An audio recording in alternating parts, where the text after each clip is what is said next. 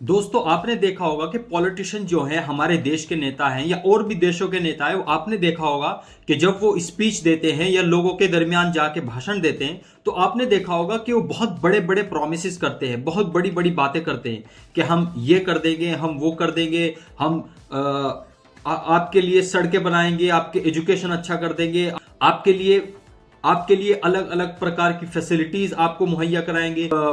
तो आपने देखा होगा कि वो बहुत बड़े बड़े वादे करते हैं, लेकिन उसके बावजूद भी हमारे देश को आजाद हुए 75 साल से भी ज्यादा हो चुके हैं, लेकिन उसके बावजूद भी हम देखते हैं कि हमारे देश में अभी तक गरीबी है, पूरा इंफ्रास्ट्रक्चर अभी तक तैयार नहीं हुआ है, पूरी कनेक्टिविटी ऐसी नहीं है, रोड्स की, बिजली की और पानी की और फैसिलिटीज की ऐसी कनेक्टिविटी नहीं है जिस तरह की हम देखते हैं कि हमारे पॉलिटिशियंस हमसे वादा करते हैं, प्रोमिस करते हैं। तो आज का सेंट्रल क्वेश्चन यही है कि यार हम ये पूछना चाहते हैं कि ये पॉलिटिशियन जो हैं ये इतनी बड़ी बड़ी बातें क्यों करते हैं और प्रोमिस करते हैं और उसके बाद उनको फुलफिल क्यों नहीं करते।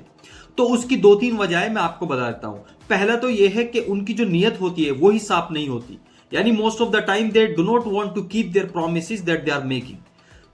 कि वो अब सिर्फ वादा करते हैं और उसके बाद उस वादे को पूरा करने का उनके दिल में, उनके दिमाग में कोई नियत और कोई जज्बा नहीं होता। इसलिए पहला रीजन तो यह है। दूसरा यह है कि अगर कोई करना भी चाहता है, अगर किसी नेता के दिल में, किसी पॉलिटिशियन के दिल में अगर कोई बात है भी कि वो वाकई चाहता है कि हमारा देश आगे बढ़े, यहाँ पे डेवलपमेंट हो, यहाँ पे ग्रोथ आए, यहाँ पे कनेक्टिविटी अच्छी हो, रोड्स की और पोर्ट्स की या बिजली की, पानी की, हर चीज की और बेसिक फैसिलिटी सबको मिलनी चाहिए, लेकिन उसके बावजूद भी क्योंकि हमारे देश की डाइवर्सिटी इतनी है और इतने बड़े स्केल पे जो एडमिनिस्ट्रेशन चल रहा है, तो कभी कभी उसकी वजह से आपने देखा होगा कि करप्शन के इश्यूज हैं और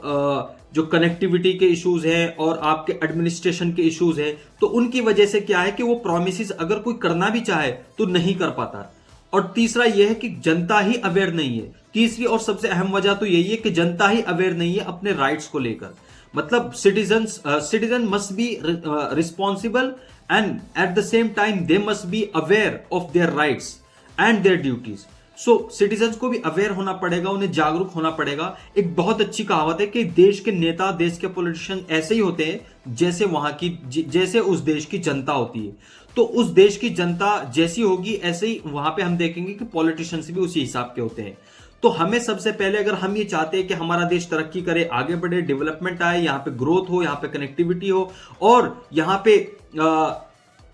एंटरप्रेन्योर पैदा हो, यहाँ पे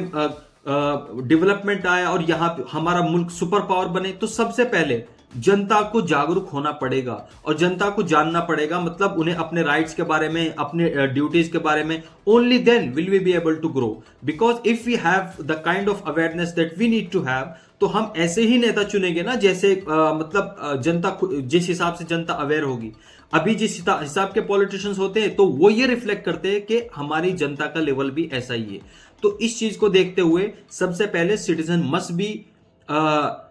must be knowing about their right and they must be aware, they must be made aware of their duties and their responsibilities and what all things they need to look before they elect their politicians, before they elect their netas। तो ये सारी चीजें हमें देखनी पड़ेगी और तभी जाके जो पॉलिटिशियंस हैं, जो नेताज हैं, वो अपने प्रोमिस को पूरा कर पाएंगे, उन्हें फुलफिल कर पाएंगे और इसी की वजह से हमारा देश आगे बढ़ सकता है। जो मैं आज से तो ये बातें थी। आप इसके बारे में क्या सोचते हैं मुझे कमेंट सेक्शन में बताइएगा। Thank you very much.